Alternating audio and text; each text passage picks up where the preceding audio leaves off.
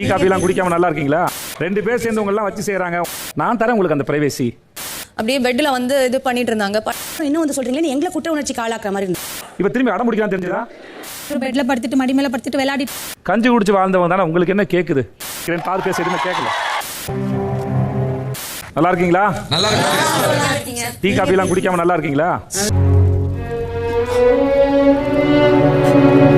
இதெல்லாம் பொறுத்துக்கிட்ட உங்களுக்கு எல்லாம் டீ காஃபியே கொடுக்கூடாது. பிக் பாஸ் வேண்டிக்கிறேன். உங்க யாருக்கும் அப்படி ஒன்றும் கடுமையா போராட்டம் பண்ண தெரியலைங்க. நம்ம யார் வம்புக்கும் போறது இல்ல, யார் தும்புக்கும் போறது இல்ல. நம்ம உண்டு நம்ம சோழி உண்டுன்னு போயிடுறது. ரெண்டு பேர் சேர்ந்து உங்க எல்லாம் வச்சு செய்யறாங்க. உங்களால ஒண்ணுமே பண்ண முடியல. நீங்களாம் வேஸ்ட். அவர் மக்கள் உங்களோட பேச்சை கேட்க கூடாது நீங்க முடிவு எடுத்தீங்க. அப்புறம் எதுக்கு உங்களுக்கு மைக் கழட்டி வச்சிருங்க.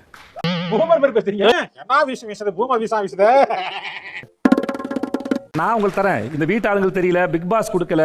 நான் தரேன் உங்களுக்கு அந்த பிரைவேசி. எடுத்துக்கோ. உங்களோட வரம்ப பேசுங்க. ரெண்டு மைக் கழட்டி சென்டர் டேபிள் வச்சிருங்க.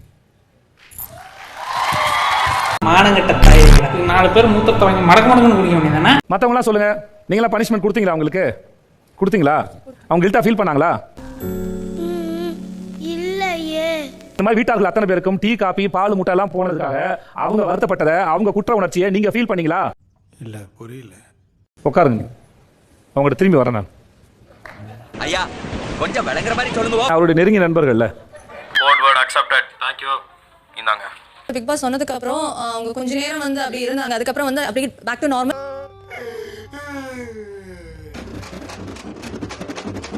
அப்படியே பெட்ல வந்து இது பண்ணிட்டு இருந்தாங்க. கம்மு வந்து இல்ல சாரி. ஒன்னோட சீ இல்ல கம்மு வந்து கமருதீன் வந்து பார்வதி மடியில படுத்துட்டு இருந்தாங்க.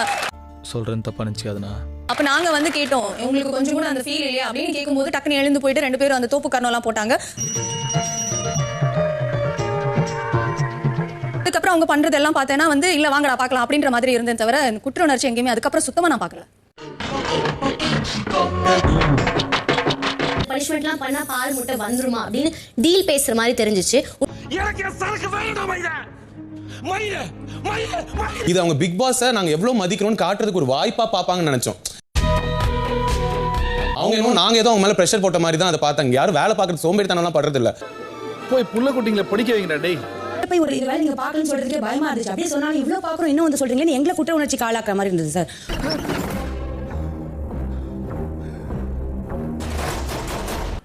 அந்த வீட்டுல தான் நீங்களும் இருக்கீங்க. உங்க முன்னாடி இத்தனை பேர் இத்தனை விதமா சொல்லும்போது உங்களுக்கு எந்த ஆங்கிலுமே தெரியலையா?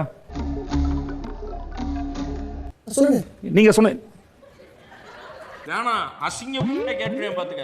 முட்டை பால்லாம் எடுத்துட்டு போகும்போது அந்த டைம்ல வந்து அவங்க ஷாக் ஆகி நின்னாங்க. அதுக்கப்புறம் கொஞ்சம் கூட அவங்களுக்கு அந்த இதுவே இல்லைன்னு சொன்னேன். அடங்கப்பா இது உலக நடிப்புடா சாமி. அவர் சொன்ன பதிலுக்கு மத்தவங்க சொன்ன பதிலுக்கு உங்களுக்கு வித்தியாசம் தெரிஞ்சதா? அவர் பூசி முழுகிறான்னு உங்களுக்கு தெரிஞ்சதா? இவனை நம்பலாம், உன்னை நம்ப முடியாது. இப்ப திரும்பி அடம் முடிக்கலாம் தெரிஞ்சதா? அப்ப உட்கார சொல்லிடலாமா அவரை? உட்கார வினோத் சொல்லுங்க. நான் வாழ்க்கைடாது.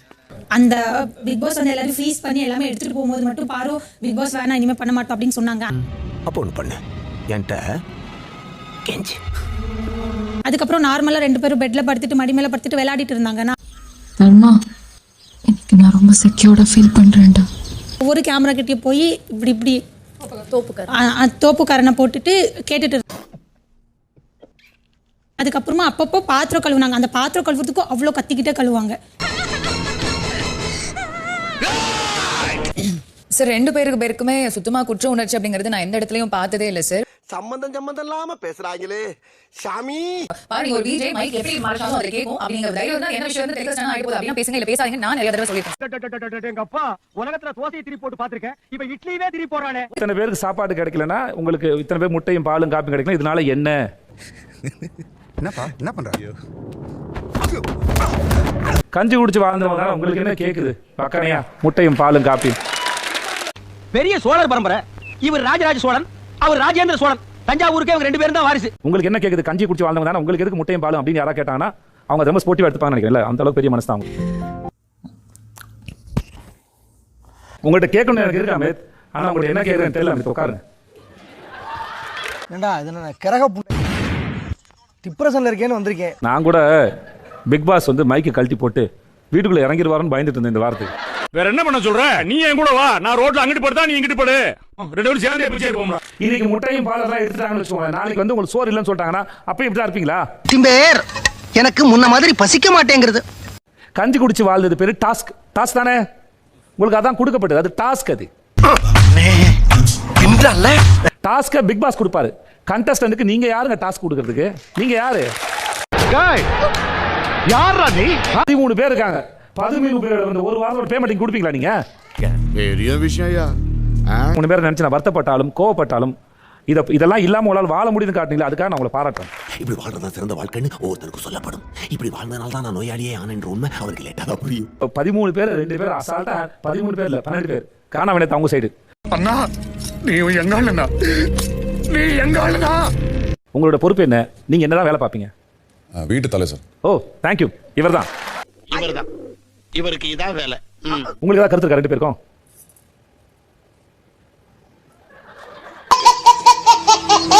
பேசுங்க பாரு, மைக் போடாம அங்க இருந்து கட்டி பேசுங்க.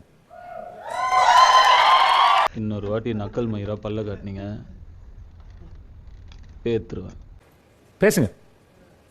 எனக்கு கேட்கல பாரு, சத்தியமா கேட்கல. கேட்கல சத்தமா. சார் அவங்க வந்து இன்னும் கொஞ்சம் வால்யூம் ஏத்துங்க. சார் அவங்க வந்து பனிஷ்மென்ட் கொடுத்தார் சார்.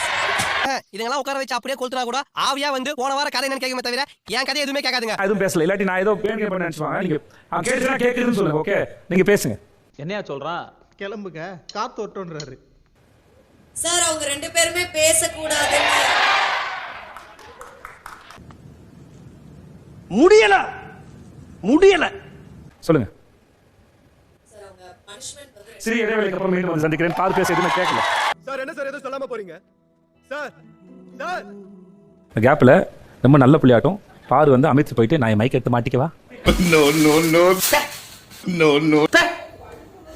ஏதோ சொன்னாரு, நான் அதை காதுல கேட்க வேணாம் கண்டுக்க வேணாம், நான் ஜஸ்ட் மேல பார்த்து சிரிச்சேன். அப்ப அவர் ஒரு வார்த்தை சொன்னாரு சார், அந்த வார்த்தை எனக்கு ரொம்ப ஹர்ட் ஆச்சு. தனக்குன்னு வந்தா தாங்க உரைக்கும் வலிக்கும். என்ன சொன்னாரு சொல்லுங்க, பரவாயில்ல சொல்லுங்க. சொல்லுப்பா. பார்த்து காக்கா ஆய் போகுதுன்னு சொன்னாரு. காக்கா இல்ல, இல்ல சார், இல்ல சார், அதுக்கு முன்னாடி. ஒரு நிமிஷம், நான் ஒரு நிமிஷம் சொன்னா நிப்பாட்டிடணும். ஆர்குமெண்ட்லாம் பண்ணக்கூடாது என்கிட்ட. ஏண்டா பேசாமே இருக்க மாட்டியாடா? அமுருதன் போன வாரம் உங்களை வாடி போட்டு சொல்லும்போது திவ்யா கேட்டா, கேட்கல இல்லையா திவ்யா? கேட்டு சார். நடுவுல நீங்க பிரச்சனை பேசாம இருந்தீங்கல்ல? ஆமா சார். ஓகே. அப்ப இவர் இப்ப இதே செயல பிரச்சனைக்கு பண்றாருன்னு வச்சுக்கோங்களேன், நீங்க வேடிக்கை பார்த்திருப்பீங்களா? கையில மாட்டின கீழக்கு என்ன அப்படி பிசுக்கி அப்படி புழுங்கி சட்னியாக்கி உங்கள்கிட்ட என்கிட்ட கேட்கறதுக்கு இருக்கு காண வேண்டும். ஆனா உங்களுக்கு சொல்றதுக்கு எதுவும் இருக்கா எனக்கு தெரியல. முடிஞ்சா சொல்லுங்க பார்க்கலாம். இப்ப பாருங்க நீங்க ஒரு வார்த்தை பேசும்போது நீ பண்றது தப்புடான்னு சொல்லி அப்புறம் உள்ள இட்டு போய் கூப்பிட்டு அவனை அவ்வளவு திட்டி அதுக்கப்புறம் மன்னிப்பு கூட கூப்பிட்டு வந்தேன். நான் ஒரு டீயா உப்பு போட்டு கொடுங்க, சொர்ணையே வர மாட்டேங்குது. சரி யார் போவாங்கன்னு நினைக்கிறீங்க? எல்லாம் ஒரு பேர் சொல்லுங்க. சார் ரம்யா. ரம்யா சார். ரம்யா வரடா வர்றேன் பூரா மொத்தமா என்னையவே குறி வச்சு வந்தா நான் என்னடா பண்றது?